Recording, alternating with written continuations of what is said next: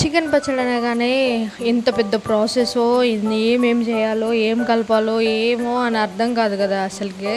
కానీ బ్యాచిలర్స్ కూడా చాలా ఈజీగా చేసుకోవచ్చు. అది చిన్న టిప్ తెలిస్తే చాలు, ఈజీ అండ్ టేస్టీగా కుదురుతుంది. అదేంటి అని అంటే, మనము చికెన్ ఎంత తీసుకున్నా కూడా, ఆ బోన్ అయినా బోన్లెస్ అయినా కూడా చికెన్ వేంపేటప్పుడే ఉంటుంది దాని టేస్ట్ అంతా.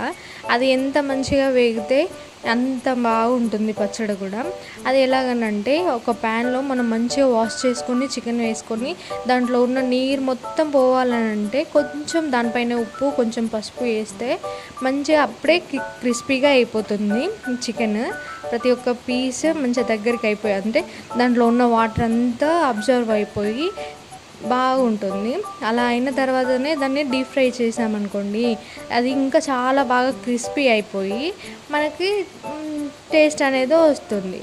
అది కాకుండా వాటర్ ఉండగానే దాన్ని తీసేసి మనం అందులో ఆయిల్లో వేసి డీప్ ఫ్రై చేస్తే అది అప్పటికి క్రిస్పీ అవుతుంది అనుకోండి, కానీ దానికి టేస్ట్ అనేది ఉండదు. ఎందుకంటే మనం ఉప్పు తర్వాత వేస్తాం కదా, ఉప్పు ముందే వేస్తే ఆ ఉప్పు పీస్కి అంతటికి పట్టేసి అప్పుడు చాలా బాగా టేస్టీగా ఉంటుంది.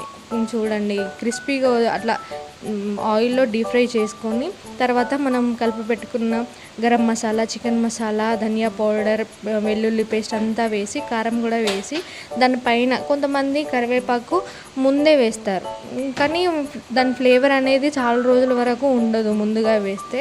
ఇలా అయిపోయే ముందు కరివేపాకు వేసుకొని పక్కకు పెట్టుకోవాలి, ఎందుకంటే అది వేడిగా ఉంటుంది కదా. ఈ వేడి పైననే కొంతమంది ఏం చేస్తారంటే నిమ్మకాయ రసాన్ని వేడి మీదనే పోస్తారు. వేడి మీద పోస్తే అసలు దాని ఫ్లేవర్ మనకు ఎప్పటికీ రాదు అసలు.